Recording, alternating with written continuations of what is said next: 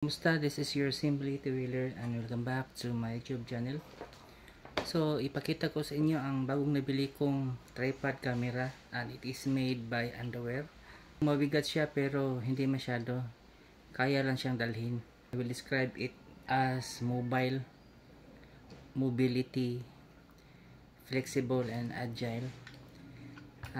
Dahil itong tripod na ito is designed para talaga for street photography. Ito yung manual, but yung manual is different illustration sa actual na unit, and it comes with this as spare parts.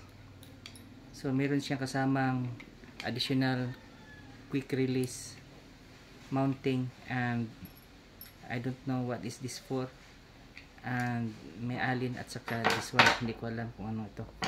So dahil wala siyang manual, I'll figure it out. Pakita ko sa inyo kung paano ko siya na figure out. So itong tripod is pwede siyang ganito, and you can para siya mag stand alone, and to fold this back, so ito lang gawin mo and slide this one,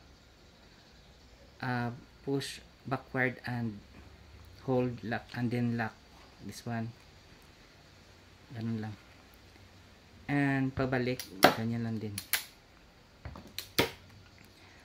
So yung rubber grip niya is very strong. The lock is very stable. Kung gusto mo siyang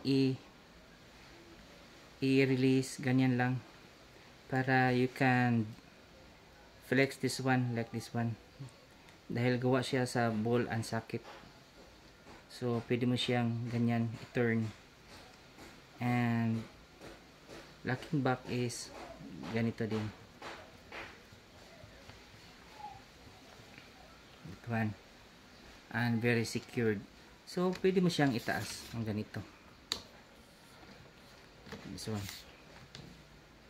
and this one, and the locking mechanism is very grip. Pwede mo siyang i-detach din ng ganito.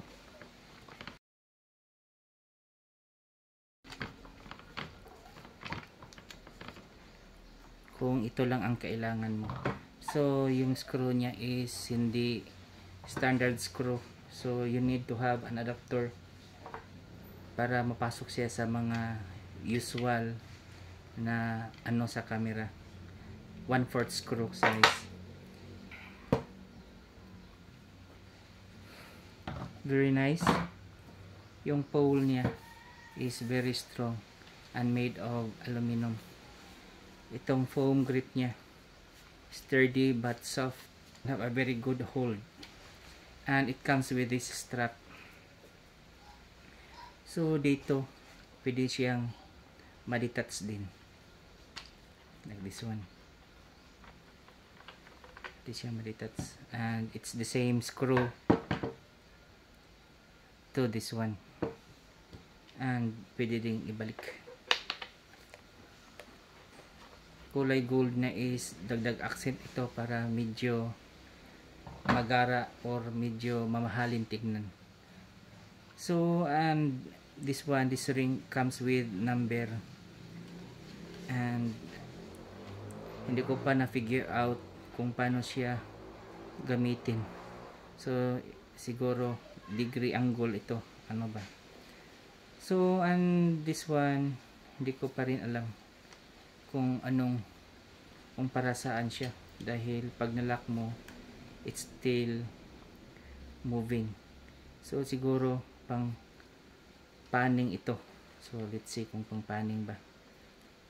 So it is for panning pala, and you can lock the panning.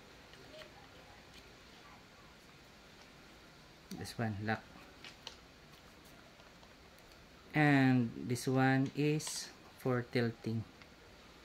So yung pag tilt niya is, or pang pitch, anong tawag ba, tilt or pitch, medyo na ano ako, is medyo hindi masyadong ma-fluid ang movement, just like this one, yung pang-panning niya.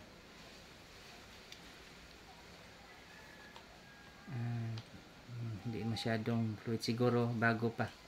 Yung handle, pwede siyang ilak na ganito, and pwede mo ring i-adjust kung gusto mong, kung saan ka comfortably mag-handle,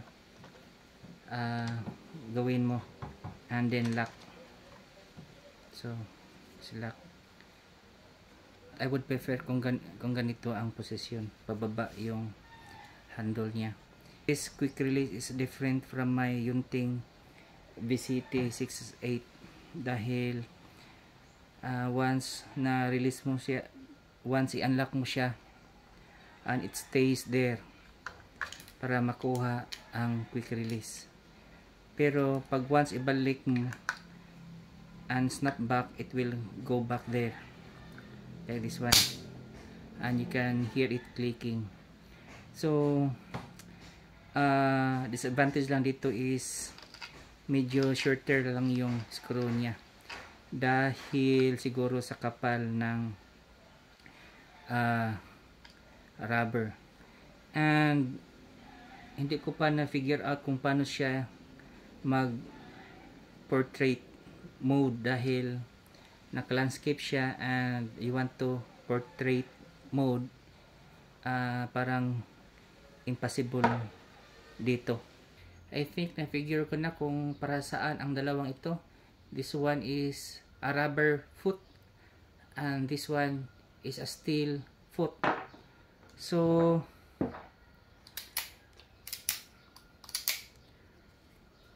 pag hindi mo gusto yung tripod,